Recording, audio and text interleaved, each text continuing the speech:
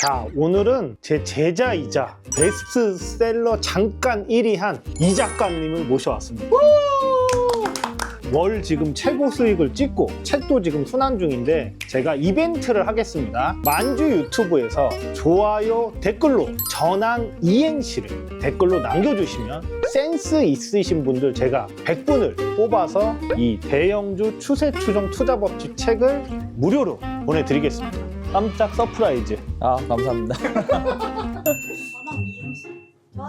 전투적으로 항상 풀베팅하자.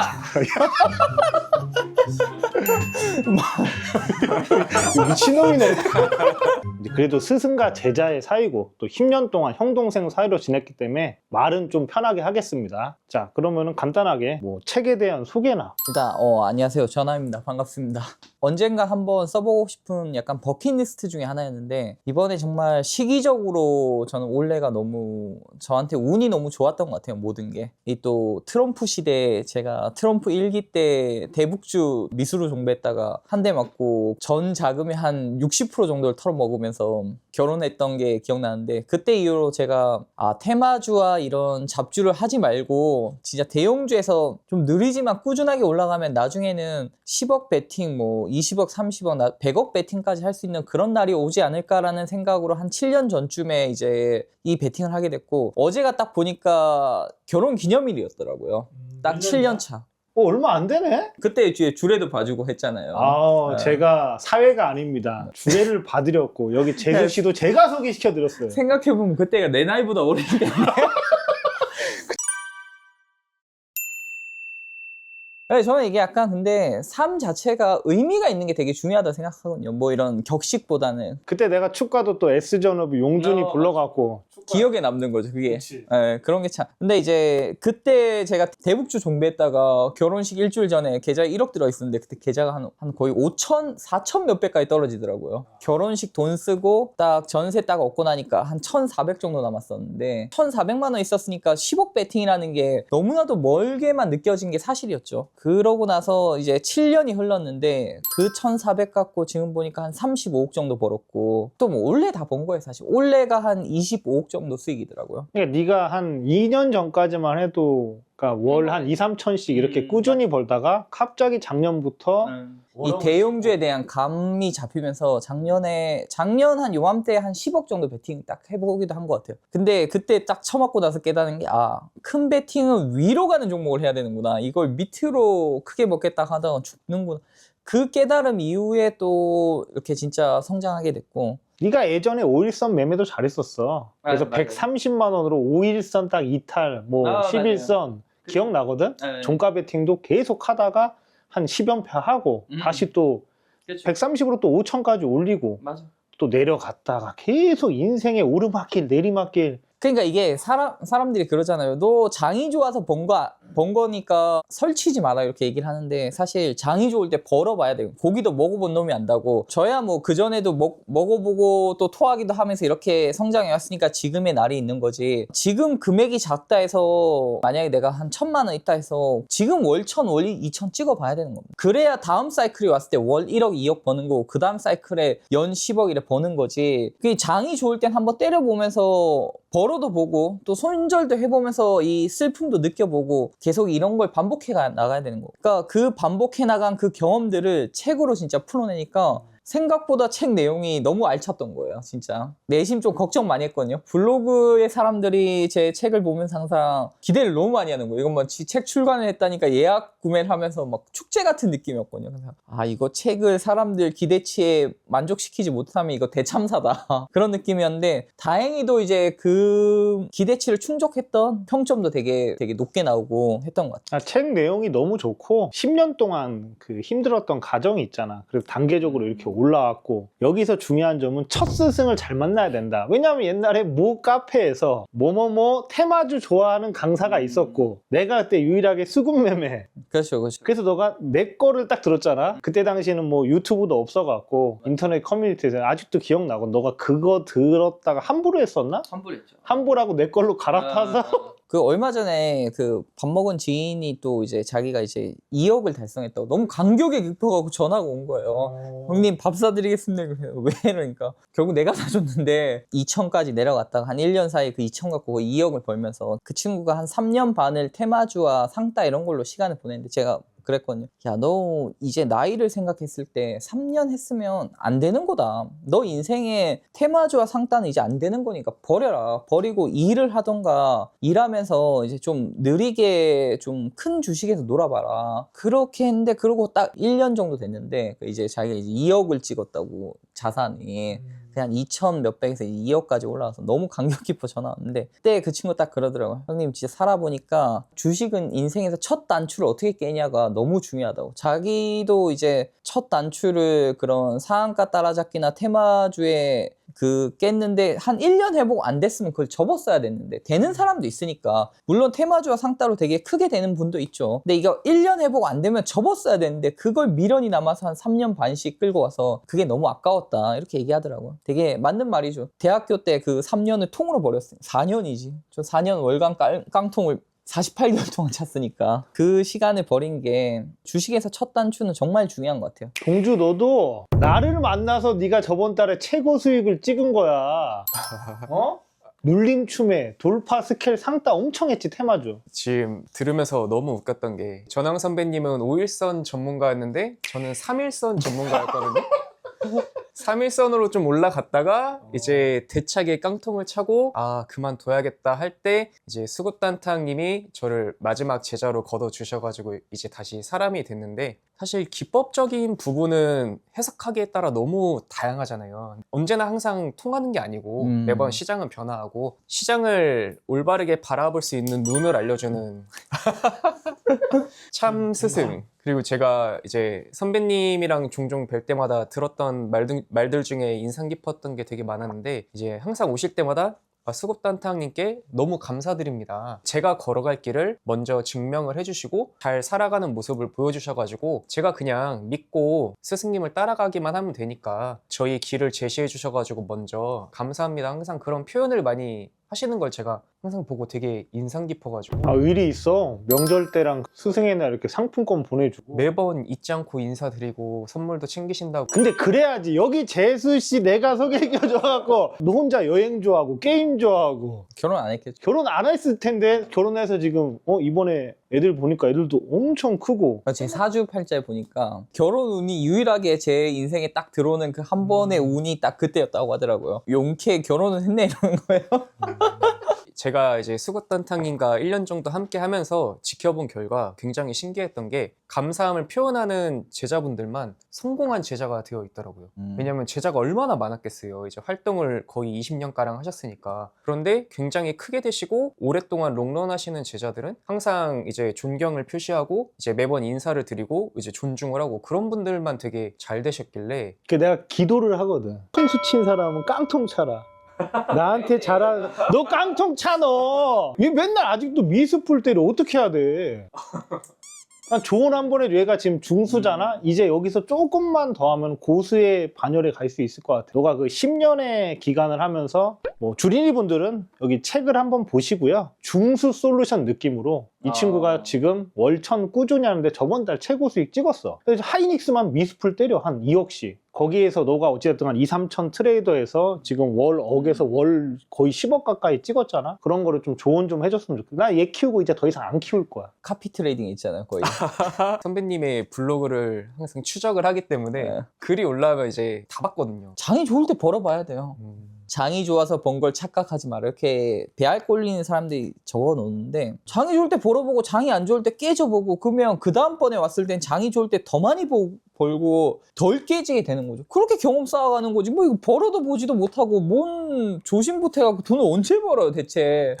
맞잖아요 사실. 이번에 벌어봤으니까 언젠가 또 한 달 또 슬럼프 오기도 하겠죠 당연히. 그러면 그 경험이 덜 깨지게 되는 거고 이번엔 4천 몇백 벌었지만 다음번에는 그게 1억 2억 되는 거고 그러면 이제 그때는 액수적으로는 더 많이 깨질 수 있겠지만 그때는 이제 데미지를 덜 받고 그렇게 올라가는 거잖아 사실 사이클로. 저는 그게 맞다고 봐요 진짜. 제가 선배님 블로그를 보면서 되게 영감을 굉장히 많이 받았어요. 이게 시장이 좋아서 이렇게 커졌다라고 생각하는 사람들도 많은데 오해도 많은데 지금 좀 생각이 나는 게 이제 그런 글을 한번 남긴 적이 있거든요. 음. 선배님이 이제 와이프한테 응. 집에 한 2, 3일 못 들어갈 것 아하. 같다. 지금은 한번 승부를 보겠다. 베팅을 해야겠다. 그때 아마 제 기억에 하이닉스를 한 14억 정도 응. 준비하셔가지고 좀 거의 1억 1억 5천만. 이상. 응. 그게 제가 볼 때 이제 거기서 좀 터닝 포인트가 아니었나 싶은데 그런 비중과 어떤 추세 매매에 대한 그때 이제 그릇이 좀 더 레벨업이 되시고 슬럼프를 또 겪었잖아요. 그렇죠, 그렇죠. 그 슬럼프의 과정도 다 행적이 남아있고 제가 이 자세는 평생 배워야겠다 느낀 게 보통 이제 트레이더들이 자기의 스윙 모델로 좀 돈을 벌게 되면 머리가 커가지고 뭔가 배우려고 하거나 아니면 나보다 큰 사람을 오히려 이렇게 마음을 열고 받아들이기보다 아니 나도 좀 버는데 그냥 자기 그 우물 안에 갇혀가지고 발전하지 못하는 경우를 굉장히 많이 봤는데 한 15억, 20억 사이의 수익 누적이 되셨을 때 만났죠. 보고 배우면서 응. 항상 계속 이제 수급단탕님도 찾아뵙고 조언을 이제 경청하고 하시면서 점점 더 그릇이 커져 가시더라고요. 그걸 보면서 되게 용감을 많이 얻어가지고 이거 항상 배우려는 자세로 좀 나를 좀 낮추고 내 자아를 좀 빼고 배팅은 좀 자아를 빼지 않지만 항상 배우려는 마인드로 살아가면 선배들이 닦아놓은 길에서 이제 내가 그분만큼은 못 되더라도 내가 먹고 살 수는 있겠구나 이런 확신이 드니까 배움에 대한 편견이 다 사라지더라고요. 우리가 되게 겸손이라고 하잖아요. 사람들이 막 저보고 되게 겸손하래요. 그래서 사람들이 진짜 주식 세계에서 겸손이라는 단어를 진짜 모른다. 우리가 겸손이라는 게 이렇게 가서 막 공손하게 이렇게 하는 게 겸손이 아니에요. 저는 그게 겸손이 아니라고 생각하거든요. 연장자분한테 밥을 안 사줬다고 겸손하지 않다고 뭐 이런 댓글 써놨는데 너무 어이가 없어서. 야, 인터넷 세상이 무서워. 너가 이제 인지도가 높잖아. 그쵸. 조심해야 돼. 미친놈들이 존나. 그래갖고 예절과 겸손이란 단어는 비슷하지만 좀 다른 의미를 갖고 있는. 내가 생각하는 이 주식 바닥에서 겸손이라 함은 내 자신을 내려놓는 거라고 생각합니다. 항상 제가 첫 강의를 들어가면 딱 하는 말이 있어요. 저는 언제든 저보다 뛰어난 효율을 가진 트레이더를 만났을 때 내 모든 걸 버리고 그 사람 걸 받아들여서 발전할 용의가 있다. 지금 내가 하고 있는 건 언제든 다 내려놓을 자신이 있다. 잘하는데 나보다 나이가 얼마나 어리든 간에 그 상관없다는 거예요. 나보다 잘하는데 그러면 언제든 그걸 받아들이면서 그 소리가 나를 진심으로 생각해서 하는 소리구나 이걸 받아들이면서 배워서 나아가는 거. 그게 진짜 저는 겸손이라 생각해요. 제가 주식판에서 늘 주연이 아니라 조연이라고 얘기하잖아요. 그런 의미는 항상 저보다 잘하는 사람이 월등히 잘하는 사람들이 너무 많더라고요. 같은 개념인데 인생에서 조연만 돼도 사실 송동일 같은 배우 있잖아요. 항상 그런 조연만 돼도 내가 뭐 이 세상에서 명품을 사지 않는 한 먹고 사는데 정말 문제 없을 만큼 벌 수 있다고 생각하거든요. 그렇기 때문에 나는 주식 인생에서는 항상 스타가 아닌 주연이 아닌 조연으로 살지만 내 가족이나 내 지인들한테는 주연이 되는 사람이 되자. 난 그런 마인드로 살아요. 진짜. 근데 오늘만은 네가 주연이야. 오늘만은 네가 주연이라고. 아니요. 요즘에는 워낙에 SNS 이제 매체가 발달하다 보니까 주식에 대해 좀 정보 제공을 하는 사람들이 굉장히 많아졌잖아요. 그렇죠, 그렇죠. 워낙에 다양한 분들이 많으니까 내가 어떤 분에게 주식을 배워야겠다. 그런 고민들이 많으실 분한테 한번 수급단탕님께 처음 배웠을 때 어떤 게 주식에 대한 개념과 방향성을 꿔주셨는지 그런 걸 한번 162페이지에 나와. 나 외웠어. 주식은 제가 봤을 때 정확히 자신의 10년 뒤, 20년 뒤의 모습을 상상하고 지금부터 준비를 하는 거예요. 제가 진짜 믿는 건 딱 지금 우리가 살고 있는 건 내가 10년 전에 기획한 그 삶을 내가 직접 살고 있다고 생각하거든요. 20대 와이프랑 결혼할 때도 제가 와이프한테 진짜 분명히 얘기했어요. 나는 39살 때 그게 어딜지는 모르겠지만 오션이나 바다가 보이는 50평 주상복합 아파트에 살고 싶다. 이렇게 진짜 명확히 그렇게 얘기를 했거든요. 그게 그때 가서 돈이 적으면 그게 포항 앞바다일 수도 있고 그 돈이 좀 많으면 부산 앞바다일 수도 있고 속초일 수도 있고 하지만 이제 진짜 잘 됐을 경우는 이제 서울 한강이 될 수도 있지만 그건 너무 먼 얘기가 돼버렸고 그렇게 타협한 게 이제 송도에 이제 50평 아파트를 이렇게 살게 됐는데 그러니까 우리가 지금 살고 있는 건 다 자신이 5년 전, 10년 전에 생각했던 그 모습들을 살고 있는 거예요, 사실. 그러면 주식을 하는 데 있어서 저는 똑같다고 생각해요. 내가 앞으로 5년 뒤, 10년 뒤에 보고 있는 그 사람이 정확히 내가 그 사람만큼 되진 못해도 50%, 70%는 따라갈 수 있는 거죠. 그래서 그만큼 멘토가 되게 중요한 거죠. 저는 이제 누군가를 배우고 그 사람을 카피하겠다 생각했을 때 항상 그 사람 응원해요. 절대 뭐 이렇게 질투하지 않고 응원하는 게 그 친구가 지금 100억을 찍었으면 앞으로 내가 2, 3년 뒤면 100억을 찍겠구나. 좀 더 느리게 가겠지만 그 시간이 되면 내가 그 목표치에 도달하겠구나. 그 친구가 그때 가서는 100억이 아니라 1000억을 찍어줘야 내가 이제 한 2, 3년 또 뒤늦게 따라가면 한 300억, 500억을 찍겠구나.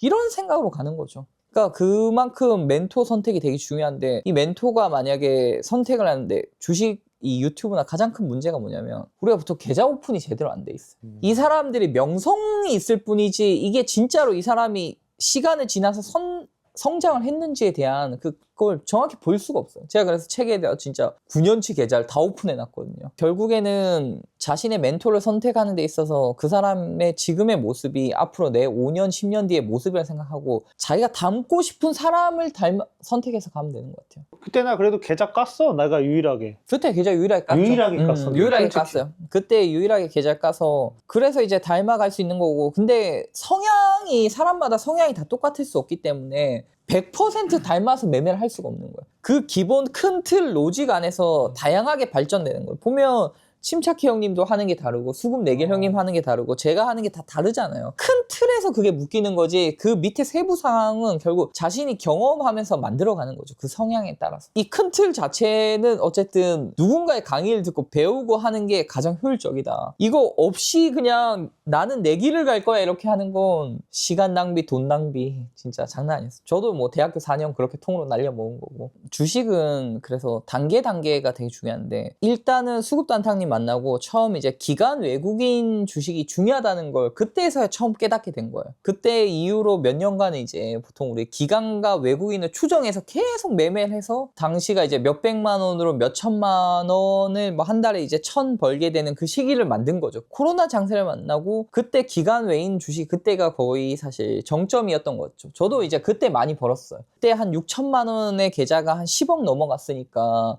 이런 장세였던 거죠. 이런 장세를 크게 벌게 되고 그 이후에 또 크게 잃게 돼요. 10억 갔던 계좌가 한 5억까지 또 내려오게 되는 거죠. 기억난다. 그래서 네. 내가 그때도 강교인가? 판교.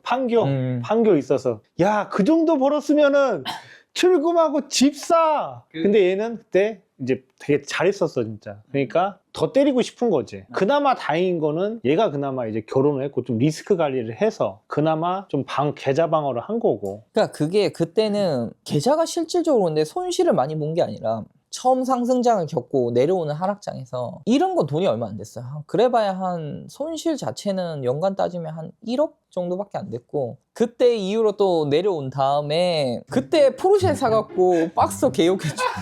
박스터를 인생 고점에서 산 거예요. 근데 이게 보통 박스터가 그때 주문이 밀려있으니까 뒤늦게 나온 거예요.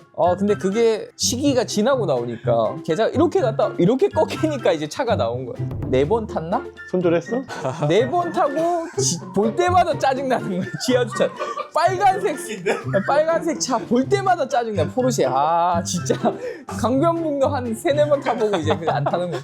지하주차장에서 볼 때마다 짜증나고 그러고 한 몇 달 뒤에 그 100억 형님한테 팔아치운 거죠. 100억이한테 팔았어? 근데 되게 좋은 차였어요. 그게 자연흡기 4000cc라서 구하기 되게 힘든 건데 힘들게 구했어요. 되게 힘들게 새 걸 샀어요. 포르쉐 그런 영업의 지인 라인을 진짜 타고 가서 그걸 어떻게 구했는데 되게 좋은 거였는데 와 그게 그렇게 꺾이고 나니까 차 꼬라지도 보기 싫더라고요. 그 후로 포르쉐는 이제 절대 안 산다. 중수분들이나 깡통 차신 분들 또 성장이 정체되신 분들 힘드신 분들이 많을 거야. 어제 제가 하이닉스 50억 사서 넘어왔거든요. 50억 샀어? 투자 경고, 투자주의 떴어. 투자주의 떴잖아요. 그걸 딱 듣고 내일 그냥 1억 준다는 생각으로 시작을 해야 된다. 1억에서 2억 정도 준다 생각으로 시작해야 된다. 어쩔 수 없는 거다. 전날 한 2억 4천, 5천 정도 수익 냈으면 있으니까 그거 준다고 페이백 한다는 생각으로 아침에 그냥 해야지 뭐 어떻게 할 방법이 없다. 이런 건 예측이 안 되는 거니까 50억을 샀는데 다음날 자연재해로 2억, 3억 손절하는 거 어쩔 수 없는 거라고. 자연재해를 예측해서 베팅을 못하는 게 예측 못하는 일에 두려움을 갖지 말고 해야 된다. 이거 수익과 손실은 까봐야 아는 거지. 이거 알 수 없는 거지. 어제는 근데 8시 이후에 나왔으니까 더 이상 대응이 안 되잖아요. 그러니까 뭐 오늘 뭐 한 1, 2억 손절한다 생각하고 내 기준으로 50억을 때렸으니까 한 1, 2억 손절한다 생각하고 넘어왔는데 다행인 건 그 전날 수익이 쌓여 있으니까 뭐 어쩔 수 없는 거에서 그냥 수익 까면 된다. 매수 타점이 어떻게 된 거야? 그 전날은 삼성전자를 그 전전날에 삼성전자 35억 배팅에 하이닉스가 좀 아쉬워서 20억 정도 사서 55억 정도 배팅에 넘어왔어요. 근데 아침에 보니까 하이닉스가 이제 5일선 이탈하고 있는 자리예요. 그래서 이거를 맞아야겠다 그냥. 이게 하이닉스가 5일선이 깨지면 이제 시장이 꺾이는 거니까 시장의 마지막 꺾일 때는 뭐 1, 2억 내가 맞을 수 있지라는 생각, 맞아야겠다 생각을 했어요. 근데 삼성전자와 하이닉스를 둘 다 듣고 맞기에는 55억을 가지고 맞기에는 한 4% 빠지면 2억 손절해야 되니까 너무 아프다. 그러니까 일단 삼성전자가 이제 한 보합권에 있었어요. 조금 보합권에 이제 30억 다 까서 정리하고, 그러니까 한 300 정도 손해봤던 것 같아요. 요즘 한 번 사면 그냥 한 7, 800은 이제 수수료 세금이니까. 그러고 이제 아무리 봐도 하이닉스를 맞아야 되는데 5일선 깨지면서 맞아야 되는데 하이닉스에 20억밖에 없는 거예요. 뭔가 아쉬운데? 그래서 8시 40, 한 8, 9분에 하이닉스 한 마이너스 0.7% 됐길래 아쉬워서 한 10억 정도 더 사서 한 30억 정도 채워서 이거 갖고 오후에 완전히 깨지는 흐름으로 맞으면 한 1억 2천 정도 줘야겠다라는 생각으로 딱 했는데 거기서부터 떡상하는 거예요. 그걸 얘가 종가 베팅하고 지가 신고가라서 안 판다 그러더니 낼름 팔았지 너. 낼름 팔더니 다시 또 늦게 샀지? 난 먹긴 먹었지 뭐. 제가 바라보는 저희 미래의 선배님의 길이니까 이게 비중 베팅을 두려워할 필요가 없구나. 시장에서 아니 근데 오해하는 게 저는 이제 비중 베팅이 아닌 게 이게 계좌가 늘어서 금액이 커 보이는 거지 복리로. 이게 진짜 사람들이 되게 착각하는, 야 너 몰빵 전 몰빵을 때린 적이 없어요. 이게 개념이 되게 웃긴 게 한 2,500만 원 갖고 5천을 사는 걸 보고 우리가 몰빵했다고 하진 않잖아요. 그쵸? 25억이 있으니까 50억이 사는 거예요. 그러니까 그러면 몇 달 전에 어떻게 됐냐? 계좌에 한 12억이 있었으니까 그때 24억을 사는 거예요. 계좌가 올라왔으니까 그만큼 이제 더 때리는 거지. 절대 이거 비중 베팅이라고 할 수가 없는 거죠. 하이닉스랑 삼성전자에 우리가 신용 정도 서서 2배 정도 사는데 일반 뭐 중소형주하고 뭐 테마주 따지면 이게 사실 리스크가 현금 베팅하는 것보다 더 낫지 않을까요? 그렇게 되는 거죠 사실. 그러니까 절대 비중 베팅이라고 할 수가 없어요. 그게 비율로 따지면 훨씬 더 낮은 비율인 거죠. 금액적인 걸 보지 말고. 제일 위험한 건 뭐 미스프루 상따 이게 제일 위험하지. 중소형주 같은 거 호가 받아주지도 않고. 짜릿하잖아요. 아니 좀 못하겠던데. 저는 안 한 지 오래됐는데 짜릿하잖아요. 나도 너 블로그도 보면서 너가 성장하는 모습 보니까 나도 너한테 배워야겠다. 나도 요즘은 좀 비중을 조금 올리고 있어. 한 10억? 15억? 근데 그 이상은 못 하겠더라. 솔직히 이제는 좀 지킬 게 많으니까. 그게 라인이 있어요. 제가 경험해보니까. 저만 경험한 게 아니고 물어봤거든요. 6, 7억이 되게 빡세. 그 6, 7억을 베팅할 때 심리적 그 저항이 되게 크더라고요. 10억, 20억대 저항이 또 엄청 커요. 사람이 막 후덜후덜하고. 그 다음에 쫄려. 10억 이상만 사도. 10억이 진짜 어마어마하게 사람한테 주는 그 프레셔가 엄청 세요. 30억대가 또 프레셔 되게 센 게 한 3% 까이면 이제 1억이잖아요. 그러니까 그 압박도 되게 크더라고요. 근데 이제 30억 넘어가면 30억, 40억, 50억 이 단계는 뭐 도찐 개찐이에요 그냥. 그 느낌이. 착해도 그러더라. 착해도 뭐 30억, 50억, 70억, 100억 때려. 그래서 야 그럼 어떡하냐? 형님 뭐 한 2, 3억 날려야죠. 맞아요. 그러니까 이게 30억이 넘어가니까 그 다음부터는 해탈의 경지야. 뭐 이렇게 쳐맞으나 저렇게 쳐맞으나 그냥 비슷한 느낌이에요. 그냥 30억까지가 되게 하이프레시 엄청나더라고요. 제일 큰 압박을 느끼는 금액대는 한 6, 7억대였던 것 같아요. 올 3월 달이죠. 두산의 너벨리틀 7억을 샀는데 막 금세 2% 내니까 1,400일에 꽂히는 거 마이너스. 엄청 스트레스였던 것 같아요. 그때가. 근데 그 단계를 또 넘고 하다 보니까 어쩔 수 없는 게 계획된 매매였으니까 그 비중이 늘면 강제로 그렇게 때려야 돼. 그걸 안 때리면 내가 나와의 그런 처음 설계돼 있는 모든 매매 기법이나 이런 게 어긋나는 거니까. 내가 생각했을 때 수익을 이렇게 시장을 만났을 때 무조건 20억, 30억을 벌어야 되는데 과거에도 그런 생각을 했었거든요. 근데 그 기간이 왔을 때 내가 망설이지 않게 만들어 놓은 장치들이 있잖아요. 기법들 아니면 이 비율에 대한 생각 이런 것들을 어쩔 수 없기 때문에 그냥 해야 되는 거. 진짜 어쩔 수 없는 거. 많이 때려라. 형은 무서워서 이제 못 때리겠다. 그러니까 그거를 내가 금액을 생각하는 게 아니고 그냥 기계적인 것 뿐이에요. 그냥 많이 때리는 게 아니라 그냥 계좌가 커져서 벌어갖고 그렇게 올라가는 거지. 나도 봐봐. 네 옛날에 내 전상기를 봤잖아. 많이 때렸잖아. 50개씩 100억씩 때리는 거. 맞기 전까지는 나도 계속 올렸어. 자빠졌잖아 한번. 그러니까 못 때리겠어. 너는 그러니까 맞기 전까지. 저도 맞았죠. 코로나 때. 아니 그거 말고 지금은 이제 지금 이제 네가 올해 최고 수익 찢잖아. 불과 뭐 올 초만 해도 뭐 5억 6억 7억인데 지금은 너 50억 때리잖아. 그러니까 네가 또 또 이제 내가 보기엔 내년 되면은 70억, 100억 때릴 거야. 맞기 전까지 원래 계속 때려. 근데 맞고 그러면은 또 이제 뭐 조금 낮춰지는 거지. 근데 나는 이미 전성기가 꺾인 사람으로서 못하겠어. 지금 그냥 만족해. 그래도 뭐 한 10억 정도라도 살 수 있는 거에. 맞아요. 어느 순간 이제 한계가 도달하면 인정했어, 나도. 밥이구나. 나는 전성기가 아이, 꺾였구나. 아니 진짜 나 인정하면 편해. 이게 그래서 스타의 삶이 그래서 힘든 거예요. 이게 어느 순간 스타라는 건 결국에는 자신이 내려감을 인정해야 되거든요. 근데 그게 되게 어렵단 말이에요. 근데 이 주식 스타들이 언젠가는 항상 과거의 스타들은 늘 존재했거든요. 근데 그 스타들의 성공과 몰락을 딱 봤을 때 아까 얘기와 동일한데 어느 순간 내가 성공했던 그 방식이 통하지 않게 되는 거예요. 그러면 이제 그 스타 자리에서 내려와야 되는데 그 내려오는 게 너무 싫은 거예요. 내가 항상 주목받고 내가 최고였는데 라는 생각에 여기서 사람들이 보통 하는 특징이 좀 센 척하려는 특징을 하면서 이게 겸손하지 못하게 되거든요. 근데 그래서 저희가 딱 그걸 보고 드는 생각 꼭 스타가 되려고도 하지 말고 그 근처도 갈 생각하지 말자. 조연으로 살아서 언제나 내 자신을 내려놓고 배움의 자세로 가자. 근데 그때 단타형님은 진짜 그 시절에는 진짜 엄청난 큰 스타였어요. 대단했고. 그러니까 당연히 고수병 걸렸지, 고수병. 내가 최고인데라는 생각에 센 느낌을 줄 수밖에 없었던 건 너무나 당연한 거예요. 그건 사람으로서 원래 다 그런 거니까. 지금은 어떠냐? 지금 이제 많이 내려놓으니까 이제 유해진 거지, 편한 거. 그건 어쩔 수 없는 것 같아, 그거는. 나이를 먹어가니까 나이값 해야지. 매일 그래요. 왜 이렇게 못하지? 이런 생각으로 살아요. 똑같아요, 그냥. 근데 개인적으로 우리 나이대에서 스타가 되기는 사실 이제 힘들다고 생각해요. 스타는 진짜 30대 초 중반이 스타만 잘하지, 스타크래프트만.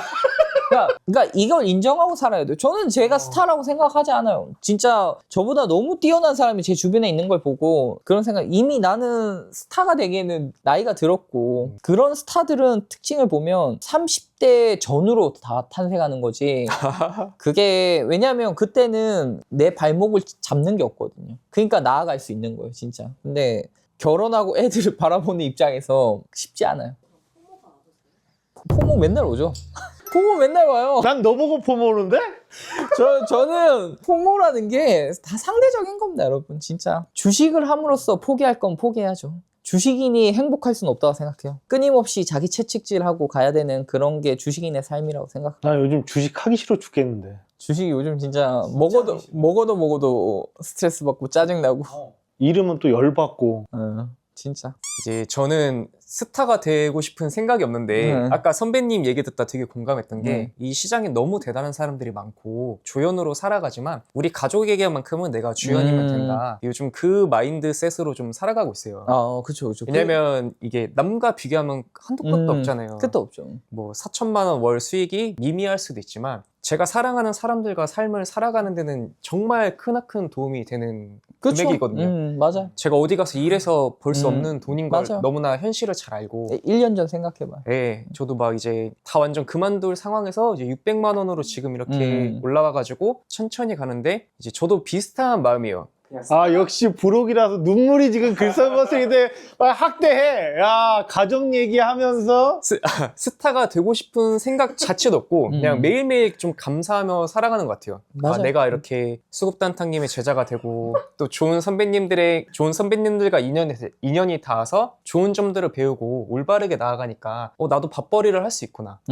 그렇죠. 내 능력을 감사히 생각하고 이제 타인과 비교하지 말고 천천히 나아가서 이제 내 사랑하는 내 식구들을 지키는 수단으로 트레이더로서 좀 나아가자, 이런 마음가짐을 항상 좀 살아가거든요. 그러니까 말이 앞뒤가 안 맞아. 저러고 맨날 미수풀 때려서 내가 야 출금해. 어제도 가갖고 너 얼마 벌었어? 400벌 출금해. 오늘 얼마 벌었어? 출금해. 출금하면 뭐 미수풀도 뭐 안 한다니까. 출금 안 하고. 이게 출금을 안 한다고. 근데 이거에 대한 얘기 해. 뭐 편하게 해. 아니 그냥 혼나는 걸로 끝내야겠다.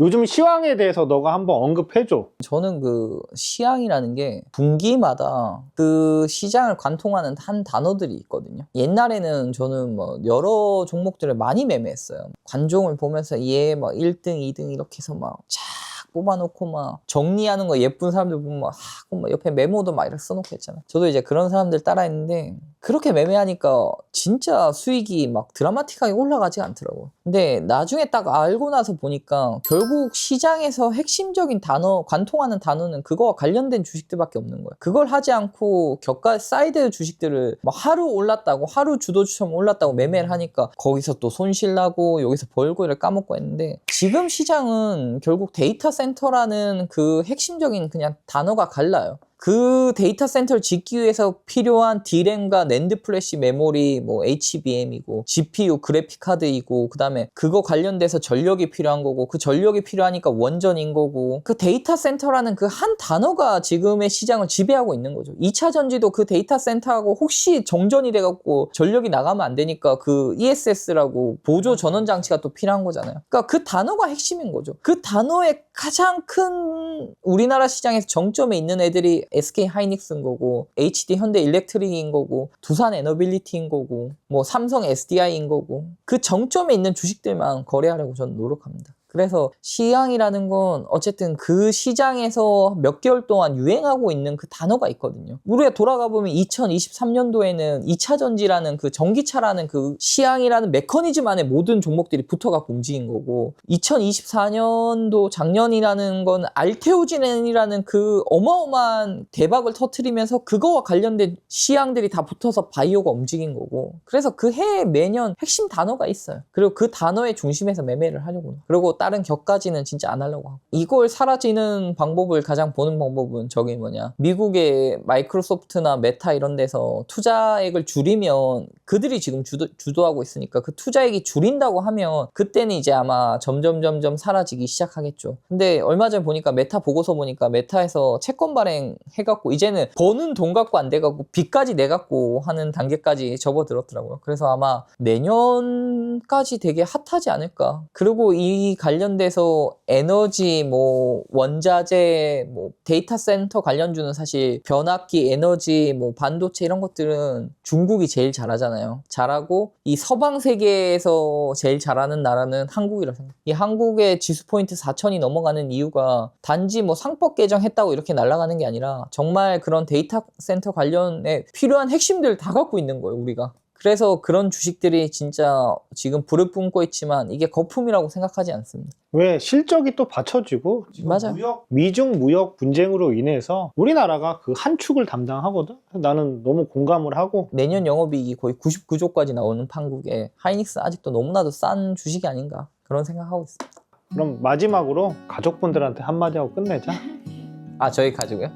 이번에 또 부모님 뵀는데 되게 인상도 좋으시고 옆에서 이제 어렸을 때부터 이렇게 지켜봤을 때 힘들었을 거고, 또 재수 씨도 어찌됐든 간에 너 1,400만 원대부터 와이프들이 진짜 고생하거든. 옆에서 지켜보면서 쉽지 않거든. 내조를 그만큼 해왔기 때문에 너가 또 지금 큰 트레이더, 빅 트레이더가 난 됐다고 봐. 한마디 마무리하자.